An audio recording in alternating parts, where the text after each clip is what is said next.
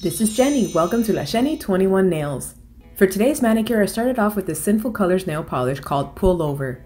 To stamp, I'll use my Valentine's Day Born Pretty plate BPL004 and the Beauty BigBang Brown Stamping Polish number 004.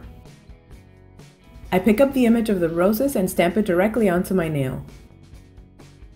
For the next one, I want to make a nail decal and use this nail polish to fill in some of the roses. But once I flip it over, I realize that it's too dark, so I try several other colors before I finally decide to use the blue Beauty BigBang polish. Once I picked out the blue polish, I stamped the image onto my lint roller to clean my stamper, and look what I discovered. The brown Born Pretty holographic nail polish stained my stamper. I tried cleaning it off onto the lint roller several times and it would not budge. The stain is on there permanently, and it ruined my beautiful stamper. But I decided not to let that get me too down, and I continued with the stamping. I filled in the roses with the blue polish and waited for them to dry. Then I tried stamping them directly onto my nail.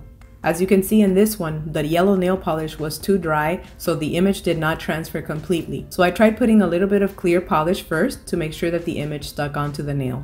This always helps. Once the images are on my nails, I can clean up and finish off with my Seche Vite Dry Fast top coat. This really helped the blue polish pop a little bit more, but in the end, the final manicure was not what I had imagined it would be. And that's still okay because I really had fun trying it out. Thanks so much for watching and have a wonderful day. Bye! My friend Carito from Carito Yañez recommended that I try applying a clear top coat onto the stain and let it sit overnight and then peel it off the stamper to see if it would remove the stain. She said this is something that worked for her, but she wasn't sure it would work for mine.